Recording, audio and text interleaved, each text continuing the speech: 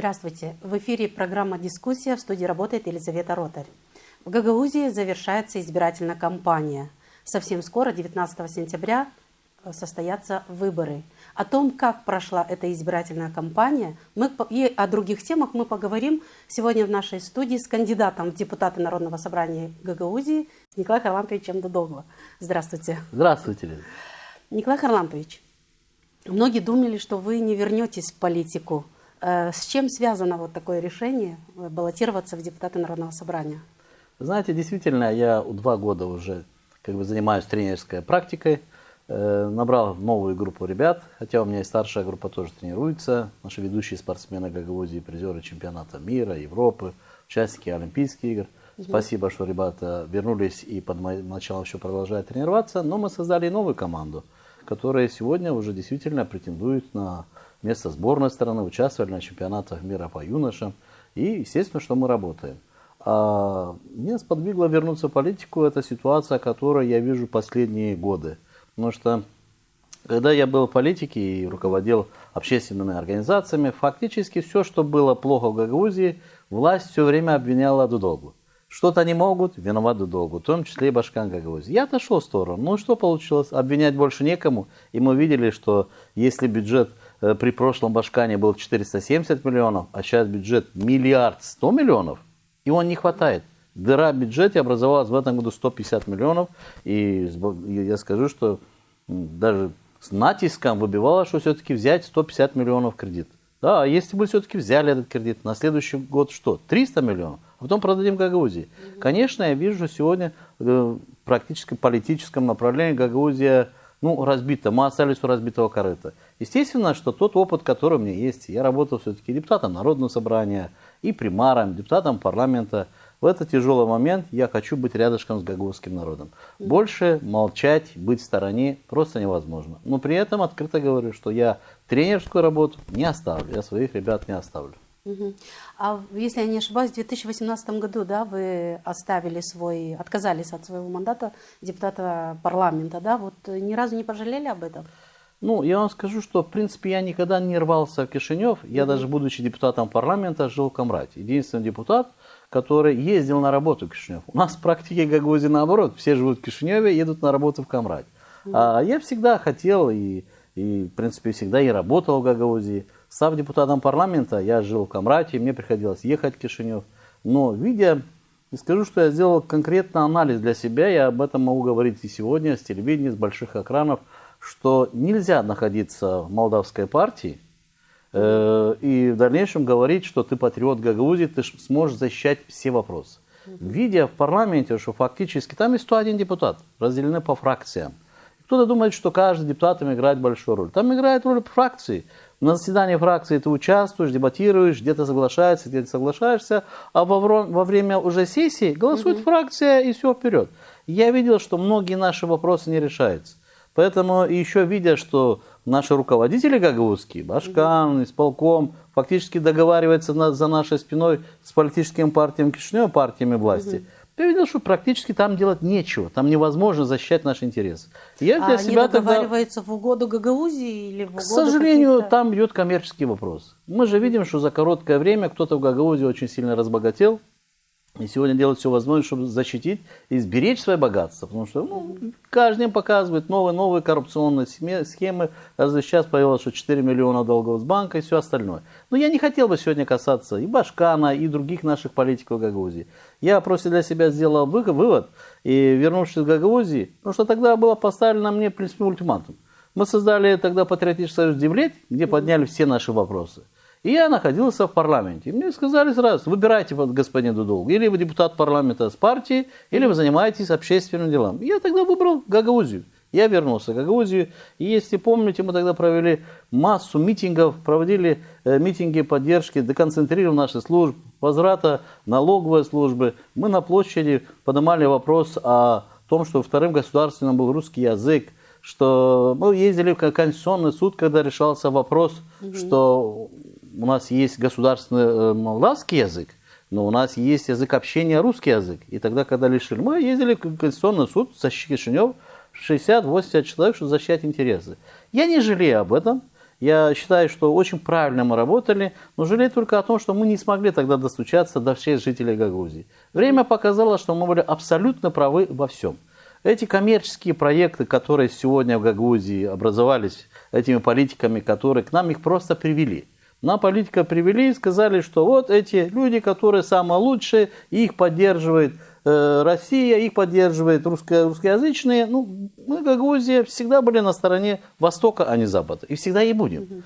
Но нам предложили тех людей, которые пришли конкретно в Гагаузию для того, чтобы решать свои коммерческие вопросы. Вас долгое время не было в телеэкранах, да? Мы вас не видели.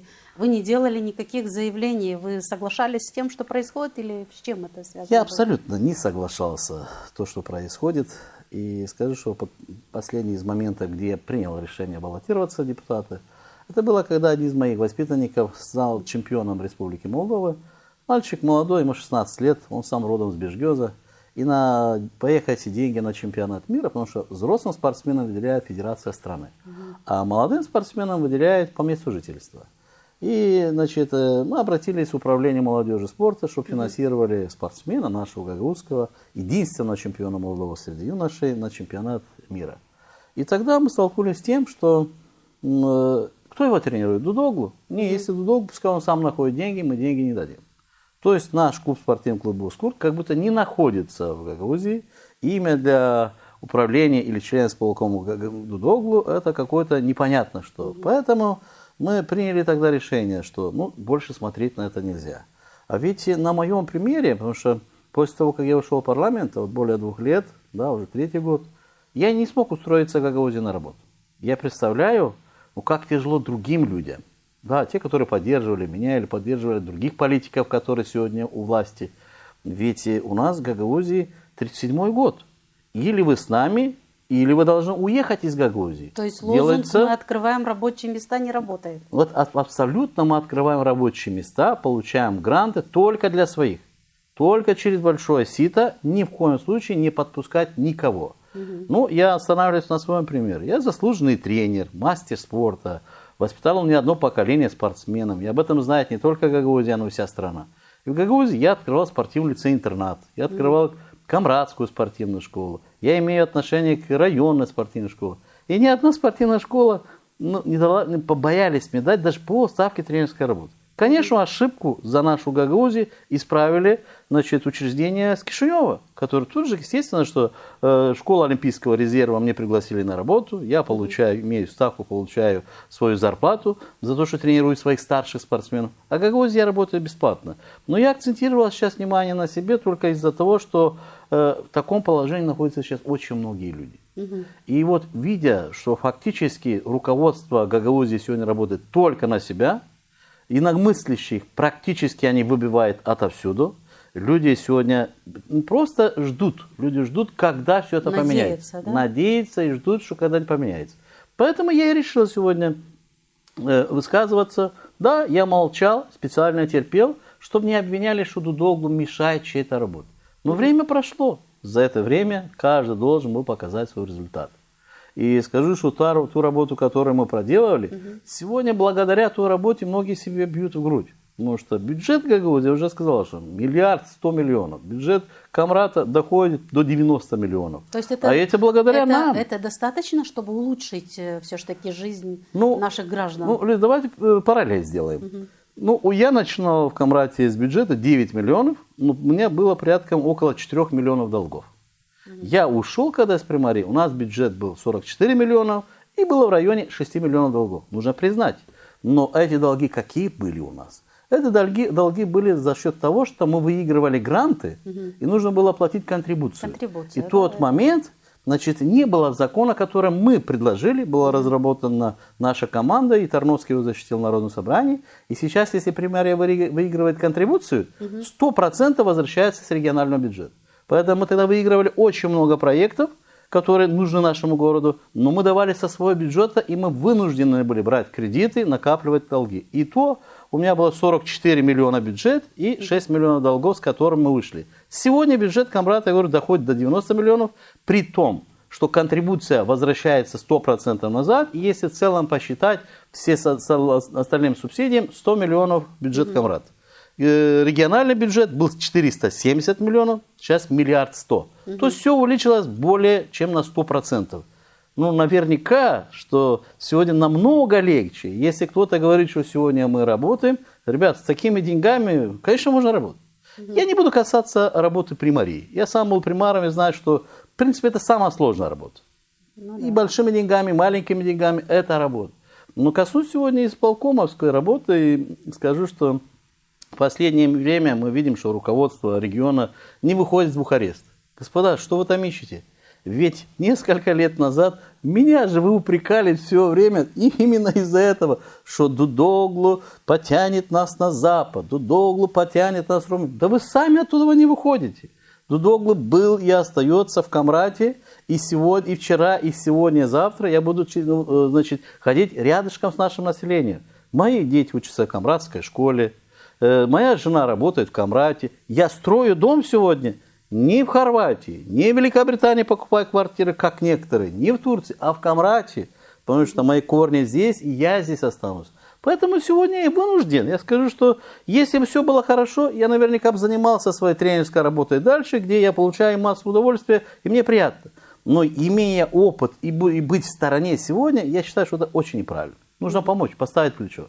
Ну, как вы оцениваете нашу избирательную кампанию? Давайте уже, коль скоро у нас выборы, ближе к выборам поговорим об этом. Давайте. Я скажу, что наша команда провела, я считаю, что очень хорошую кампанию. У нас было 3 листовки вместе с программой, которые мы, в принципе, вышли. Вы сейчас говорите о своем округе. Да, я говорю о округе номер 1 Камрата. Ну, как вот здесь 35 округов, я остановлюсь конкретно на своем. Потому что, в принципе, сейчас каждый кандидат в депутаты занимается проблемами или будущей программой своего округа. И я скажу, вот наша команда провела ту работу, которую я оцениваю сегодня на хорошо, на твердое хорошо. Потому что мы смогли донести до нашего населения, нашего избирателя, что мы хотим. У нас очень хорошая программа. Мы знаем и предлагаем сегодня внедрение тех законов, о которых очень много говорил. Сегодня, может, коснуться чего-то, но не всего, потому что не успеем. Законов, которые сегодня необходимы Гагаузии для того, чтобы стабилизировать ситуацию политически и, естественно, экономику, то есть бюджет увеличить и при этом, как говорится, остановить поток населения, которое выезжает за границу. Это возможно вообще? Это возможно, это реально, и мы это конкретно сегодня предлагаем. Но я скажу, что одна из самых проблем нашей кампании сегодня, я считаю, это не только нашего округа, раньше никто не верил в это, но пандемия есть, и болезнь, она прогрессирует, этот вирус прогрессирует. И скажу, что мы приняли решение не проводить большие встречи, и считаю, что мы абсолютно были правы. Мы обошли более 2000 домовладений, приходили каждому человеку домой со своей программой, сидели, говорили. И многие нас встречали очень хорошо, и обнимали, желали удачи и все. Конечно, были те, которые где-то не соглашались, где-то что-то предлагали. И это очень нормально, это хорошая обстановка. Но вот буквально вот сегодня же утром мы ходим на зарядку со моей спортивной командой, и мне звонили 5 мест Камрата, что вот последние несколько встреч, которые проводили наши оппоненты. С Кишинева приезжают депутаты парламента, приехал бывший президент Молдовы Дадон, чтобы поддержать своих кандидатов. После этих встреч везде поголовно начали люди болеть заново коронавирусом. То есть скопление людей, масса скопления людей приводит к тому, что люди заражаются. Поэтому я еще раз считаю, что мы правильно сделали, что не проводили такие встречи. Мы обезопасили людей. И хоть компания сегодня уже, конечно, последние дни, но я хотел бы и нашим оппонентам, моим оппонентам сказать, что, уважаемые друзья, мы жители Гагаузии, давайте беречь нашего избирателя, не только думать о наших выборах. Потому что это в дальнейшем, это серьезная болезнь, которую мы понимаем, что она не так легко вылечивается, и тем более старшее поколение. Если коснуться дальше, я скажу, что на этих выборах, мы как-то думали, что возможно, что центр перестанет интересоваться всей ситуацией в Гагаузии. После последних парламентских выборов, президентских выборов, левые силы проиграли. Да, казалось бы, что у них есть много своих проблем сегодня в парламенте, мы видим, и у Дадона, и у Гречана, и у других политиков, что им сейчас не до Гагаузии, им нужно, как говорится, спасать свою ситуацию, за себя спасать. Но нет, Они сегодня Гагаузии снова втягивают в борьбу между центром. Я ни в коем случае не поддерживаю никакую партию, никаких политических лидеров. Я абсолютно сегодня независимый человек и иду только с поддержкой сегодня нашего избирателя. Но я не хочу, чтобы все тягали в Гагаузии снова эти разборки. Но у нас партий меньше, да? В основном все Ну, независимые. вот я говорю, что сегодня две партии участвуют в Гагаузии. Одна партия выдвинула 3 человека, другая более 20. И я вижу, что сегодня, например, партия социалистов «Додон» приезжает в Гагаузию, и та же песня, которая продолжается уже не одно десятилетие. Вот мы мы поддерживаем самого сильного кандидата, и он того-того добьется, того-того. И при этом абсолютно не смотрит на подвиги этих людей, что они до сих пор делали. Это было и с Башканом Гагаузии. Додон 2 раза фактически Ирину Влах посадил на башканское кресло. 2-й раз это уже было незаконно. Незаконные выборы признали законными, был невыход. И Ирина Влах стал 2-й раз Башканом Гагаузии. Сейчас они других. Вот сейчас, когда Додон приезжал, люди задавали вопрос: а где ваша союзница? А где Влах? А тут он открыто говорит: а Влах меня предала. Все, они уже разные берега. Вы нам ее привели. Сегодня она для вас плохая. Сегодня вы ищете других. Приводите других, которым очень много еще вопросов, больше вопросов из Гагаузии, и говорите, эти лучше. Они получатся завтра, что эти вас тоже предадут. А что Гагаузия получает? Поэтому я сегодня открыто и призываю сегодня нашего избирателя, что очень внимательно за этим следить. Ни в коем случае не поддаваться такой агитации. Нам нужны сегодня депутаты, которые имеют стержень, чтобы не было, что сегодня кандидат в депутаты идет, чтобы стать депутатом, став, он говорит: ага, у меня в семье там тяжелая обстановка, я должен получить какие-то гранты, деньги, чтобы он не говорил, что не, если я там буду защищать Гагаузию, мне позвонят с министерства, я боюсь работу потерять, или еще большего чего, что он на второй же день сразу же предается. Естественно, что должны люди, которые четко, идя на выборы Народного собрания, должны понимать.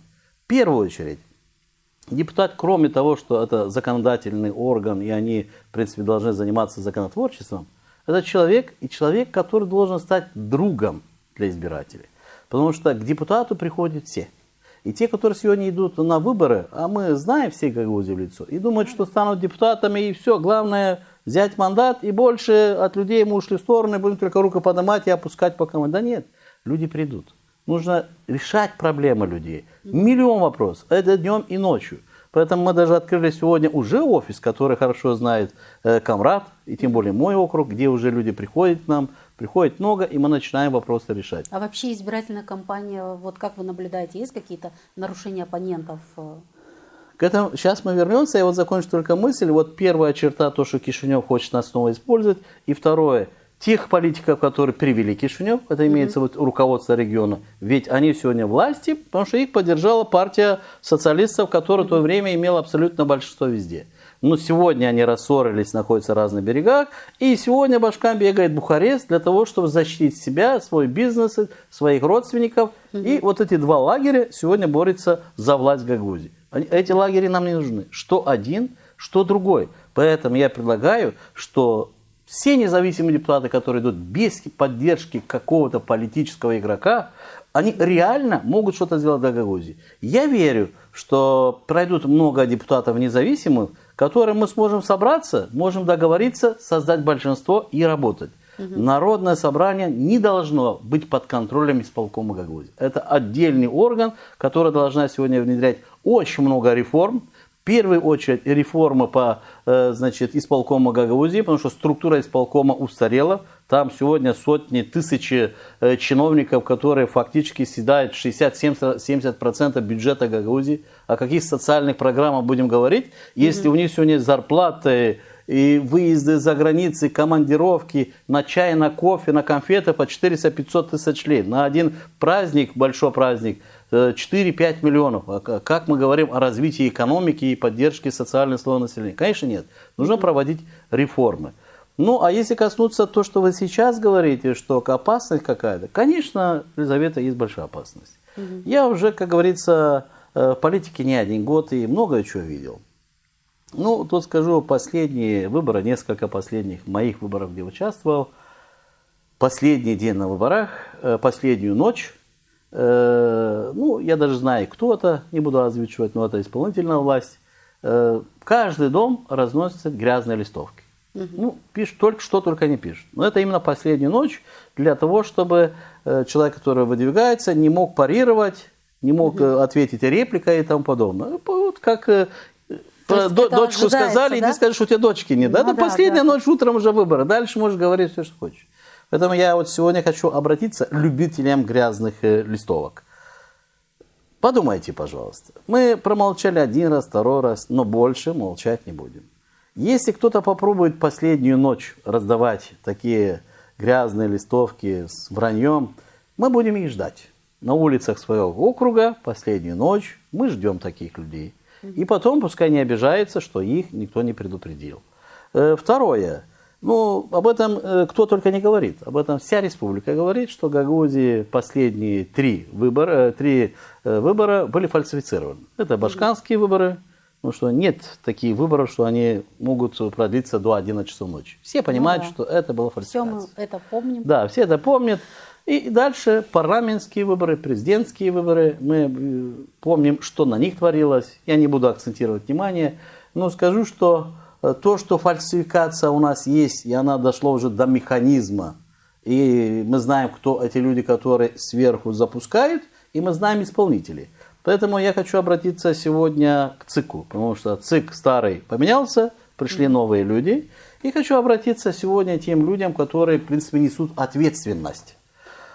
Ни в коем случае не поддаваться сегодня влиянию. Ни в коем случае как-то не соблазняться каким-то грязным деньгам. Потому что сегодня вертикаль власти поменялась.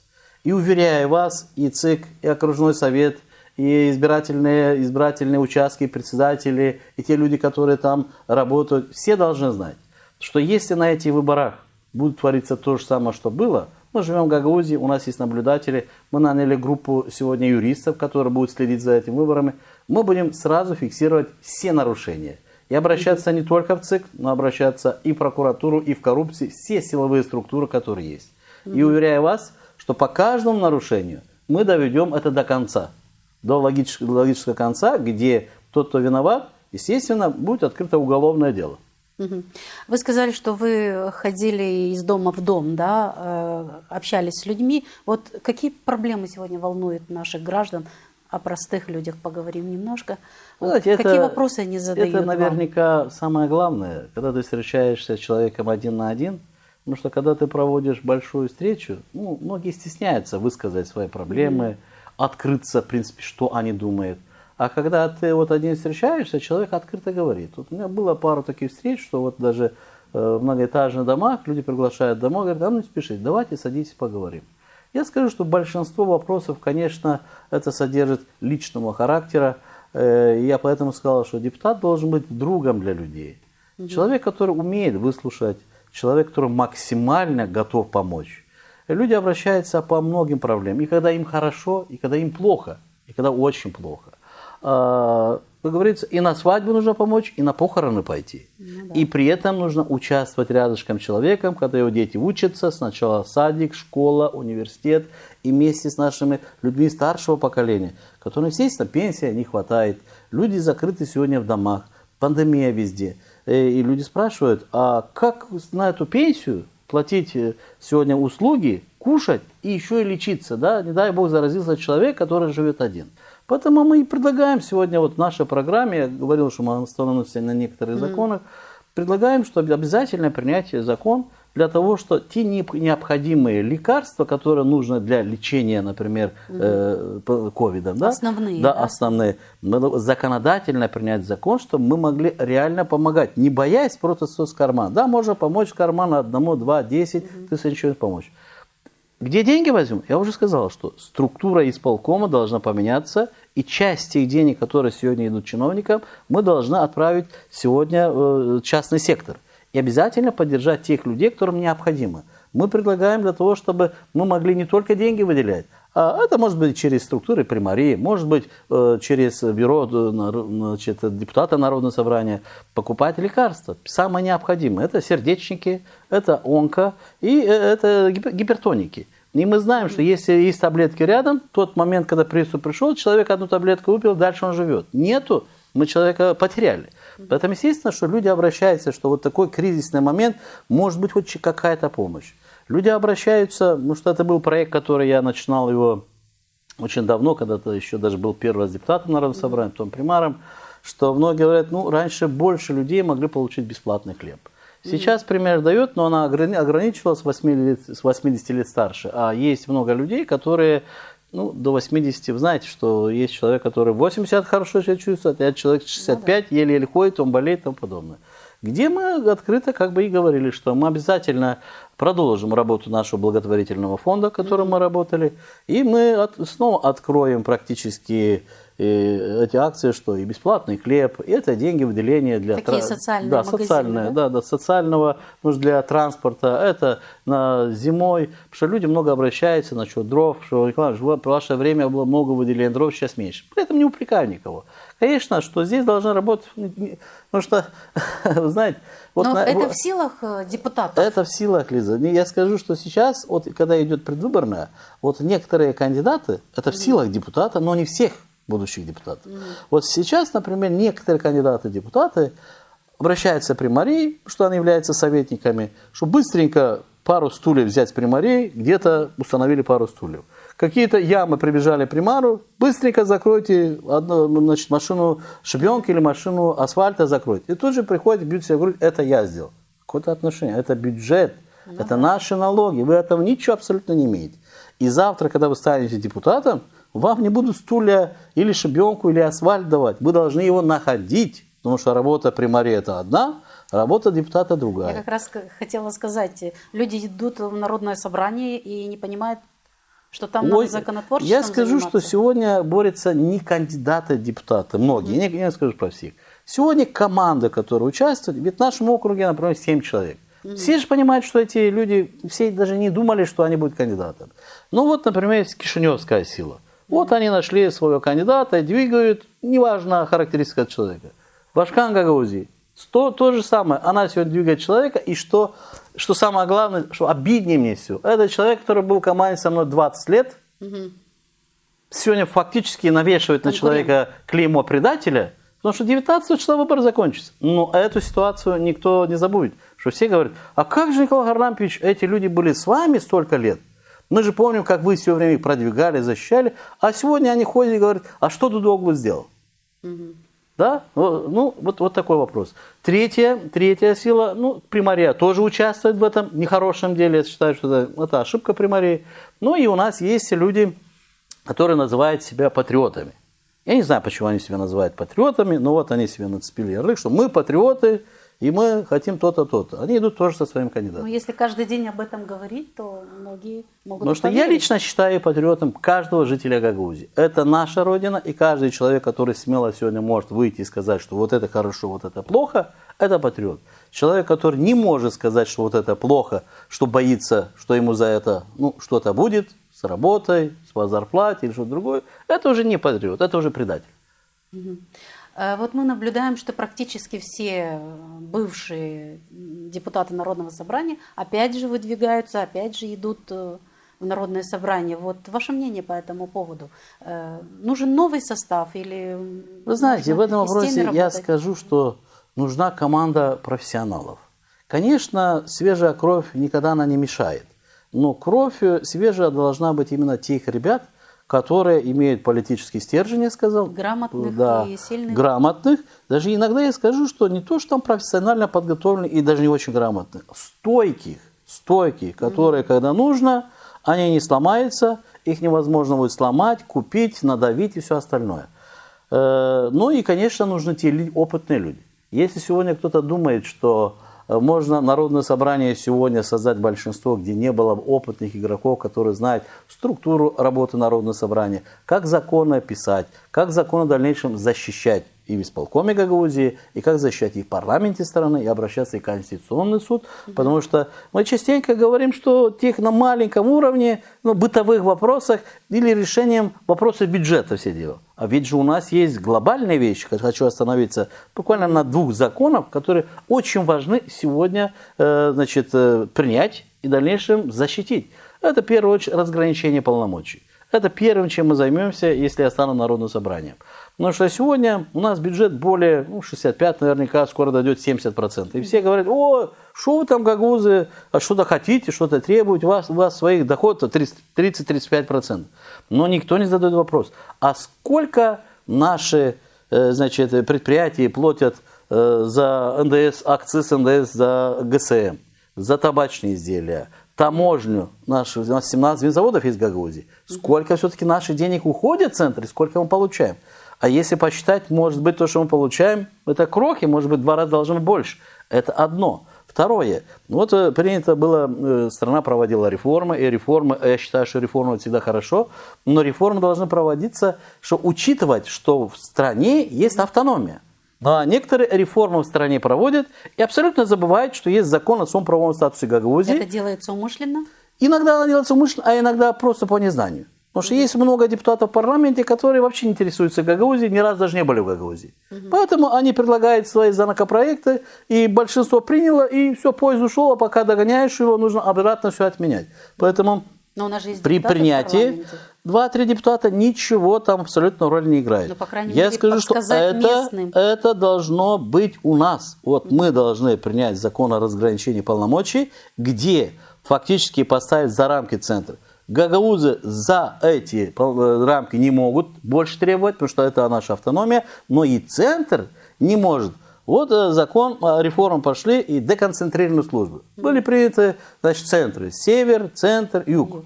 Кишинев – центр, юг – Кагул. А где Гагаузия? Мы имеем автономию. И тут же забрали все государственные предприятия у нас. Да? У нас забрали налоговую инспекцию. А как мы будем проводить новые программы, если у нас нет налоговой инспекции? Как мы будем контролировать свои предприятия, если налог уже не относится к исполкому Гагаузии?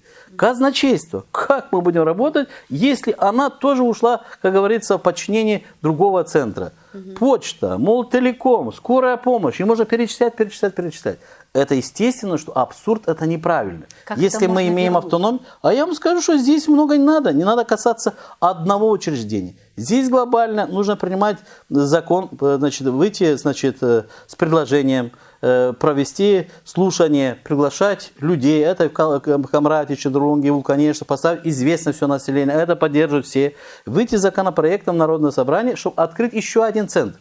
Один центр Гагаузия. Вот имеется север, центр, юг. Гагаузия территория Республики Молдова. Чего в центре будут бояться? Это же одна страна. Они же всегда говорят, когда речь касается Приднестровья, что нет, это наша территория. Да? Хорошо. Гагаузия это входит в Молдову. Центр. Должна быть еще одна Гагаузия. И все эти концентрированные службы должны войти в этот центр. И тогда она будет подчинена конкретно нашему региону. Тогда она будет правильно. И третий закон, которым хотел бы остановиться. Ситуация, вот вы задавали несколько вопросов, что а где наши депутаты? Я был депутатом. И я скажу, я относился к тем депутатам, которые единицы есть в парламенте, которые, когда есть вопросы, я говорю, что обсуждается фракция, и не согласен, идет голосование. Фракция, например, 20 человек. 3 не согласны, 17 за. Все, они должны выйти с решения парламента, и все 20 голосовать, как принято на фракции. Я был одним из тех депутатов, который защищал интересы по многим законам во фракции, и выходя в парламент, хотя было большинство, я все равно держался своей позиции. Я все равно голосовал. Вот, например, вопрос касался телевидения, радио, русских программ. Я, что фракции, что на сессии, со сессии парламента, я не голосовал за этот закон. Да, мои единомышленники, мои партийцы, коллеги на меня смотрели волком. Коснулся вопрос, что Россия агрессор. Я не голосовал. Коснулся вопрос Приднестровья. Я не голосовал. Они говорят, так ты ж как, ты пришел с нами, голосуешь вместе с нами. Нет, я имею свое мнение. Но это ничего не решает. 101, 1, 2 или 3. Да. Поэтому это должно выходить из Гагаузии. И вот тогда, уверяю вас, закон, который Народное собрание имеет право инициировать законодательство парламента. Народное собрание приняло, Башкан должна промульгировать. Обычно у нас Башкана вызывает Кишинев, и вот тогда, вот мы вначале коснулись, идет торги. Мы тебе это, ты мне это, свадьбы малиновки, и потом начинаются депутаты плохие, кто плохой. Потому что фактически центр переговаривается только с руководством Гагаузии. Если руководство Гагаузии поддерживает то, что хочет центр, это нереально дальше выполнять. Для того, чтобы закон, например, принять Народном собрании, если не промульгировал Башкар, это нужно переходить в вето. Это 24 депутата, длинная история. Но если будет поддержка Народного собрания Башкана Гагаузии, выходить в парламент, идти своей группой, защищать, вплоть до того, то переходить в Конституционный суд. Поэтому эти речи реальны. Они, получив поддержки, выходите в массы, собирать большие митинги. Как Гагаузия образовалась? Если это решалось бы 2-3 человека. Когда вышла вся Гагаузия, мы получили автономию. Вот так мы можем свои законы вернуть. Вы коснулись того, что депутаты, прежде чем принять все законы в Народном собрании, должны консультироваться с народом. Обязательно. Сколько в вашей памяти таких консультаций вот последние 5 лет? Фактически я скажу, что с населением никто не консультируется. Почему это у нас происходит? Ну, потому что, видите, у нас идет разногласие. В первую очередь, потому что очень сильное влияние имеют молдавские партии. Я не говорю, что я самый хороший, самый чистый, сегодня и все остальные плохие. Я прошел через это сам. И сегодня могу конкретно говорить, где мои ошибки, где наоборот. Поэтому были и у меня ошибки. Я это признаю и хочу сегодня все исправить, не обвиняя никого. Гагаузия для того, чтобы решать свои вопросы, должна отойти сегодня от подчинения молдавской партии. А руководство Гагаузии, если сегодня идет по такому пути, естественно, об этом говорить. Проводить слушания, приглашать руководство. Но вот смотрите, в Народном собрании Башкан Гагаузии раз 15-20 не приходит на заседание Народного собрания. Все молчат. А почему не уходит к людям? Ну а для чего тогда выбрали Башкана? Она не ходит в Народное собрание. Народное собрание и Башкан Гагаузии исполком – это две ветви власти, которые должны решать вопрос. Как мы будем решать? Как Кишинев, как говорится, будет бояться по каких-то наших вопросов? Если они сами дерутся между собой, Кин, Костя, они там передерутся. Так и получается. Вот вы чуть-чуть коснулись этого вопроса. Ну, вся Гагаузия наблюдает, не только вся Гагаузия, но и вся Молдова, вот эти отношения, которые были между Народным собранием и исполкомом Гагаузии. Вот как вы считаете, вот новый состав, новое Народное собрание, как сложатся взаимоотношения с исполкомом? Вы знаете, я поэтому сказал, что нужны опытные игроки, нужны опытные депутаты, которые за плечами сегодня есть... Ну, долгие годы политической борьбы, они уже обтерлись, шишки себе уже набили. Да, даже про себя скажу. Я наверняка лет 10-15 назад, наверняка сегодня отвечал бы на эти вопросы по-другому. Но сегодня, пройдя эти вещи, конечно, нужно иногда делать шаг назад. Для того, чтобы идти вперед, иногда нужно что-то уступать. Политика – это искусство переговоров. Я скажу, что те политики, которые не договороспособны, те политики, которые очень упертые, идут только как бы с одной цели, да, взять власть, все остальное, это ненадолго. Естественно, что поэтому я сегодня говорю, что для того, чтобы решать гагаузские вопросы, нужны политические серьезные игроки. И я себя в этой роли тоже считаю, что я сегодня иду на роль депутата Народного собрания не для того, чтобы с кем-то воевать. Ни в коем случае я сегодня не хочу, да, я открываю некоторую правду, говорю о Башкане, о Примаре, о других игроках, да, какие-то депутаты, парламент. Но у меня сегодня нету агрессии к этим людям. У меня нету, ну, такой кровной обиды, что ли, что вот я приду и буду мстить кому-то, я что-то неправильно. Нет, я сегодня иду для того, чтобы давайте мы все вчерашний день оставили вчера. Сегодняшний давайте дальше идти совместно, давайте думать. Да, остановитесь, это больше не делайте. Да, сегодня многие говорят, что нет, это так нельзя, потому что они должны вернуть награбленные, пшеницу украли, там, не знаю, что. Для этого есть правоохранительные органы. Да, конечно, всю информацию, которую хотят правоохранительные органы, да, они должны получить. Но мы должны вести дальше Гагаузию вперед. А для этого попробовать объединить большинство. В этом Народном собрании тоже не будет команды, которая наберет 18 депутатов самолично. Да? Ни господин Дадон, ни Башкан Гагаузии, ни там патриоты, как они себя называют, или кто другой. Конечно, это будет какая-то коалиционное руководство, какие-то группы. Если руководители этих групп хватит мозгов, ума, что прекратить эти враждебные отношения, а где-то пойти на какие-то компромиссы для того, чтобы мы выбрали председателя, заместителей, председателей комиссии и быстро начали работать. Потому что впереди зима. В бюджете нехватка денег, пандемия продолжается. Проблемы с Кишиневым, я считаю, что это только начало, потому что, естественно, наш регион, ну, когда у нас идут выборы, мы все время наступаем на те же грабли. Мы выбираем одних, власти приходят другие. Мы снова выбираем других, власти приходят третьи. И естественно, что те партии, то руководство, которое приходит к власти, особо-то, как говорится, не будет рвать себя, чтобы поддержать этот регион. Но этот регион становится на последний вагон и ждет своей очереди.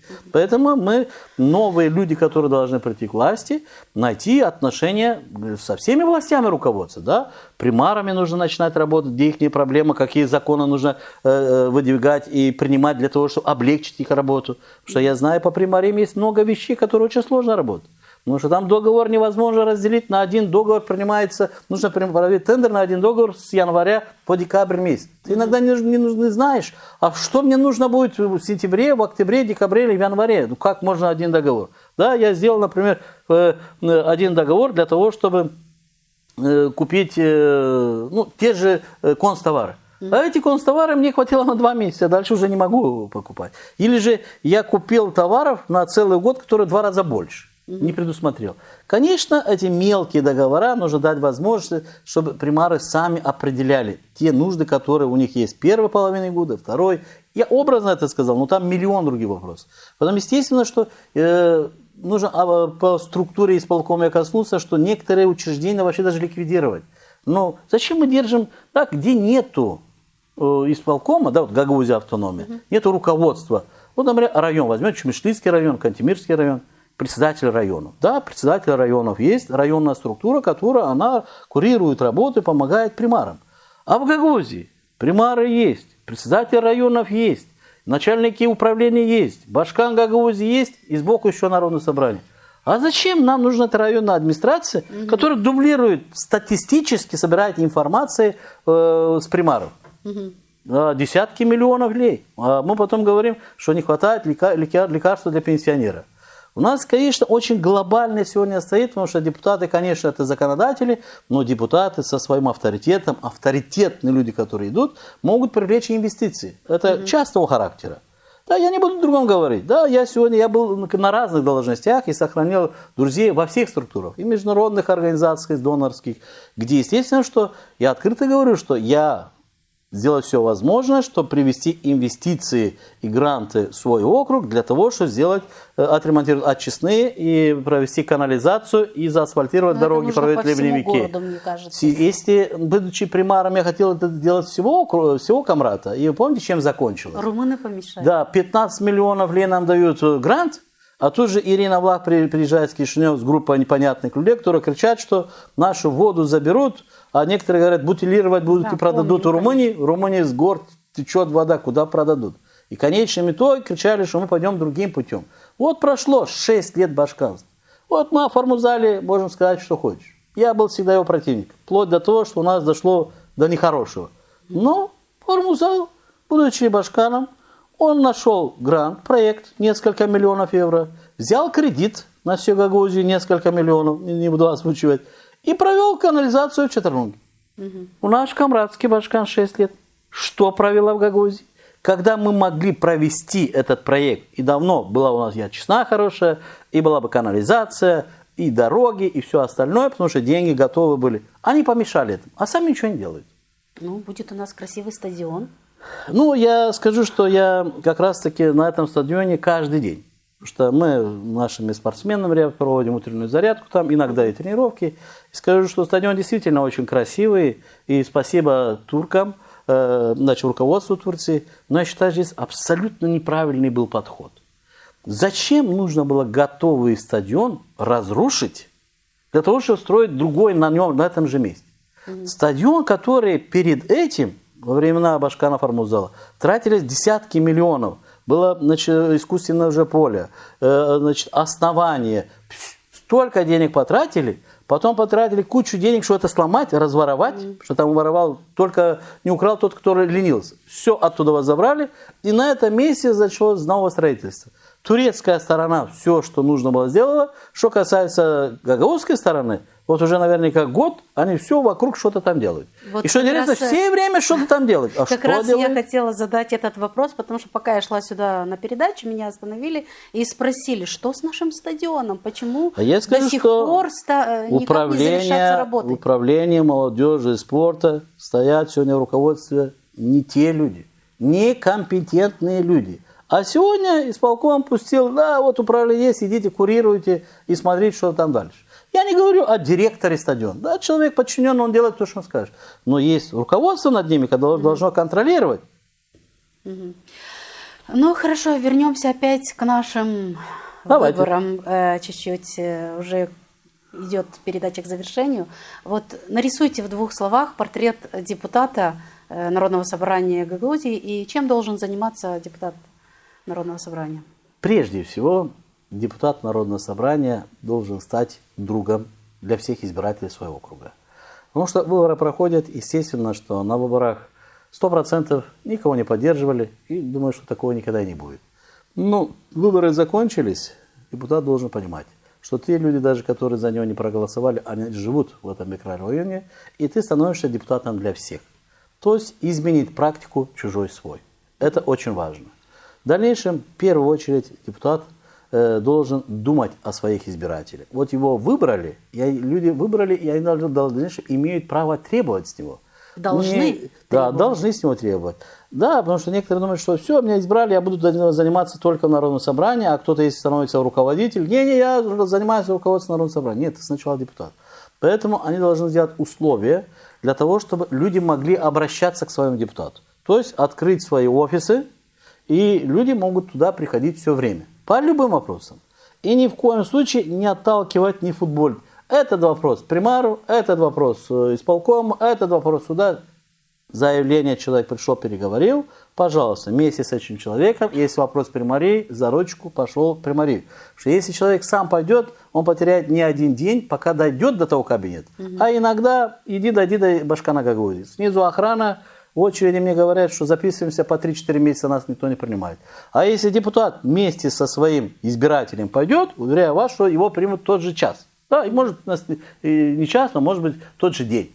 Поэтому вопросы будут решаться. Поэтому я считаю, что депутат должен стать именно проводником для своих избирателей в решении всех вопросов, которые у человека возникают. Первое. Второе. Естественно, вот сегодня идут выборы, и многие практикуют, что сегодня подарки раздают, где-то деньги раздают. Есть такое. Да, и скажу, что сегодня есть команды более финансово крепкие, которые этим занимаются. Мы не практикуем, мы никому сегодня подарки не даем, мы никого не покупаем, потому что я лично считаю, что эти выборы нужно выиграть честно, для того, чтобы стать реальным депутатом для всех, но после выборов, конечно, люди к вам придут. Вот после этих 4 года, и я сегодня обещаю, что наш офис будет готов, и вот 4 года, конечно, будет много подарков. И на Новый год, и на 8 марта, и на Пасху, потому что люди этого ждут, это надо.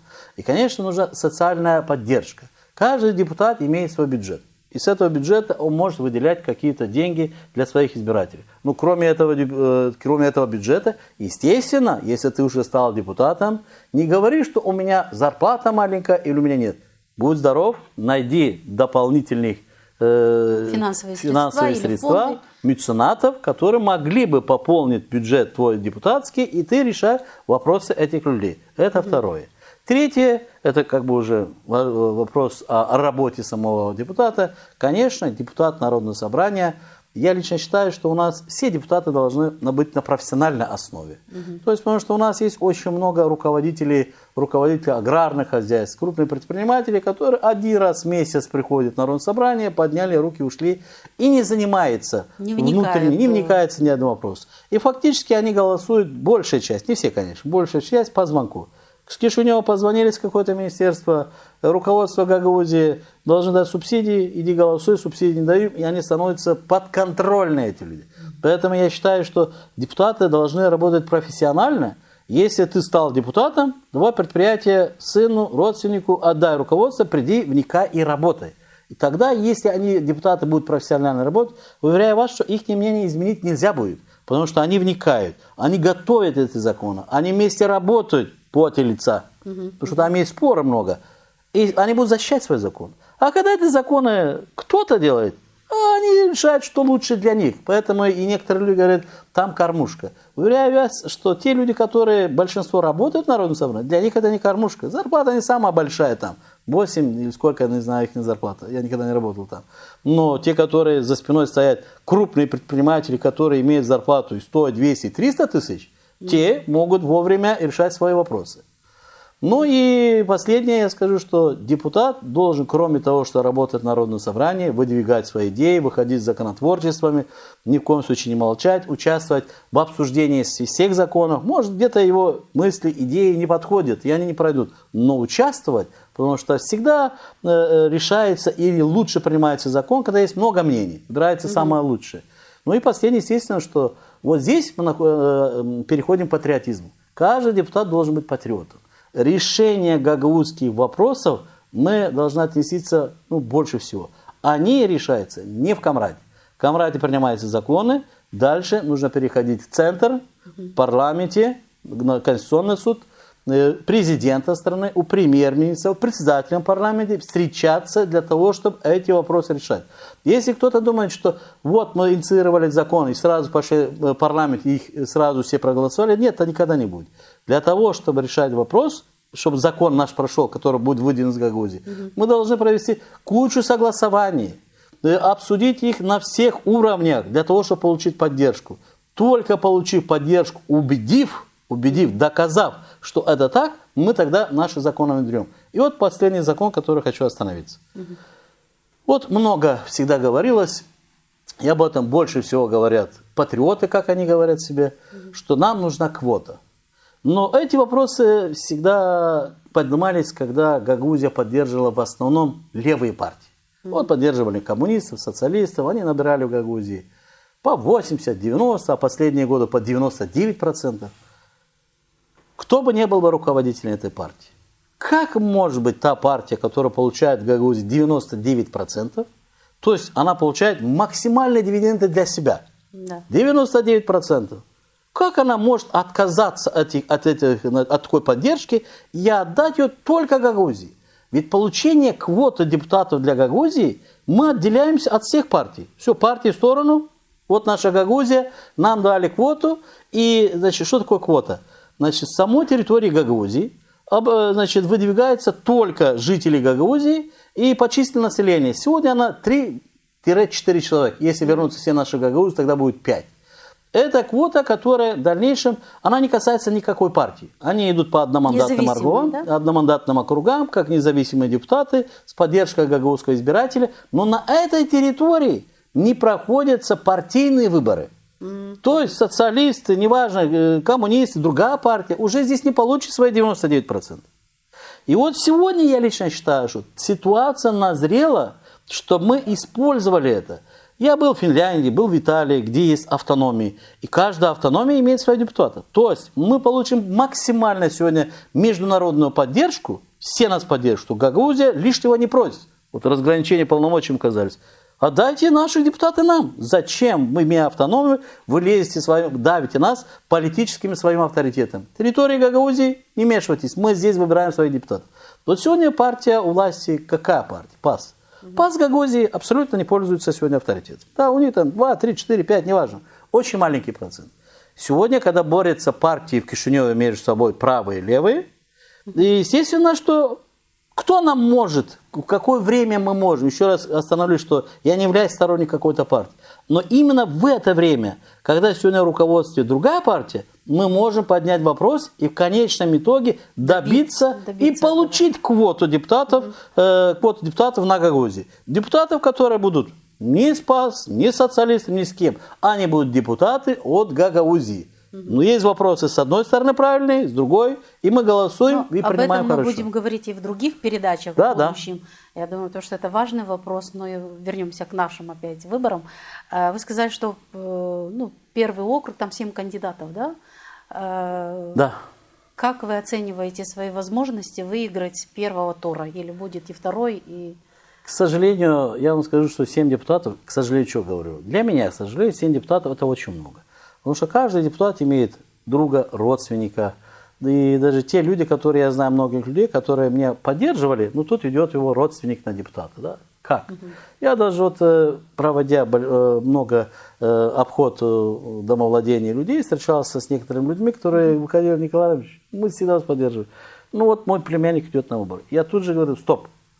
Если ваш племянник идет на выборы, голосуйте за вашего племянника. Но он не сделает то, что вы сделаете. В любом случае голосуйте за свой племянник. Я ни в коем случае никогда не практиковал, чтобы людей травить друг на друга. Да, ведь выборы пройдут, а потом тот же племянник всю жизнь этому дяде будет мстить, не забудет, что тяжело, вот момент ты меня поддержал. Поэтому есть момент, что сегодня из-за того, что много кандидатов, даже люди, те, которые думают как бы в одном направлении, не смогут проголосовать, потому что где-то родственники идут на выборы. Это для нас минус. Но в любом случае, естественно, что мы будем делать все возможное для того, чтобы эти выборы закончились в воскресенье. Всеми законными путями. Потому что если выборы не закончатся в воскресенье, мы отлично понимаем, что сегодня ведь почему 7? Это только для того, чтобы не дать возможности Дудоглу выиграть с первого круга. Хотя Дудоглу долгое время молчал, но стоило мне только появиться, как тут же мои друзья в кавычках тут же проснулись. По другим округам тоже так много? Да нет, я вам скажу, что по многим есть и 1, и 2, и 3. Только в 2 округах из 35 7 человек. У нас и в 7 округе Заречье у нас. Поэтому мы, естественно, что для нас нужно выиграть выборы первого круга, потому что во втором все, практически все, объединяться против нас. Сегодня они не любят друг друга, сегодня они ругаются между собой, но завтра это не кандидаты в депутаты, и те люди, которые стоят за ними. Потому что они их толкают для того, чтобы не пустить Дудоглу. А зачем сегодня не хотят Дудоглу пускать? Ну, кто-то очень хорошо устроился на одной ветви власти, кто-то на другой ветви власти. И конкуренция не нужна. А я скажу, что работа идет, когда есть конкуренция. Когда есть серьезная оппозиция, она толкает к работе. Когда нету конкуренции, вот у Башкана не было конкуренции. Оппозиции не было. И что получилось? 1000 тонн зерна пропало. Тут же близкие родственники стали лучшими экспортерами в это время, когда зерно пропало. И тут же мы видим, что взяты кредиты на 3-4 миллиона евро, которые не возвращаются. Тут же мы видим, что 1 100 000 000 не хватает, значит, исполкома Гагаузии на год, хотя при прошлом Башкане было 470 миллионов и хватало. Это не прошло 40 лет. 4 года 470 миллионов и 1 100 000 000. Там хватало, здесь не хватает. Ну, значит, мы отлично понимаем, что неправильно принимается, неправильно расходуются средства. Приоритеты выбраны неправильно. То есть в здоровом демократическом обществе всегда должна быть оппозиция. Конечно. Всегда. Ну и ваше обращение к избирателям, пожалуйста. Ну, в первую очередь, уважаемые друзья, я знаю, насколько сложно будет в воскресенье выходить на выборы. Потому что и идет пандемия, очень многие люди болеют. Естественно, для того, чтобы выйти на выборы, вам сейчас нужно будет обращаться в избирательные участки, чтобы они приняли форму, как вы будете голосовать, те, которые болеют. Это на дому или другая форма. Ну, а те, которые, естественно, что не болеют, я прошу вас, несмотря на что, выйти на выборы. Сегодня от вас зависит будущее Гагаузии. Потому что частенько говорят, одни не сделали, другие не сделают. Поверьте мне, что так рассуждать сегодня нельзя. Мы пришли к той черте, что дальше некуда. Дальше практически потом, значит, потеряли мы свои полномочия, дальше потеря и самой Гагаузии. Поэтому сегодня то, что было нам доверено нашими отцами, теми людьми, которые создавали Гагаузскую республику, те люди, которые создавали Гагаузскую автономию, те, которые проделали большой путь, сегодня пришло время действительно это защитить. И защитить это не только на уровне Гагаузии, но и на уровне центральных властей Кишинева, Республики Молдова, на уровне президента страны, на уровне премьер-министра. Поэтому предстоит глобально очень большая работа. Значит, если вы поддержите мою кандидатуру, уверяю вас, я не рвусь сегодня к власти. Я был много раз руководителем. Но я все свои 4 года буду рядышком в Камрате, подставлю плечо для того, чтобы защитить каждого человека, который живет у нас в автономии. И буду рядом с каждым, кто придет к нам, как говорится, за помощью. Свою спортивную деятельность я не приостановлю. Поэтому те ребята мои, те родители, которые беспокоены, что я могу уйти, я не уйду от тренерской работы, я буду с вами. Я жил в Камрате, живу в Камрате и буду жить в Камрате. Спасибо всем. Ну что ж, Николай Харлампич, мы желаем вам удачи на выборах и оправдать доверие избирателей. Спасибо. Ну а телезрителям желаем здоровья и сделать в воскресенье свой осознанный выбор. До встречи в эфире.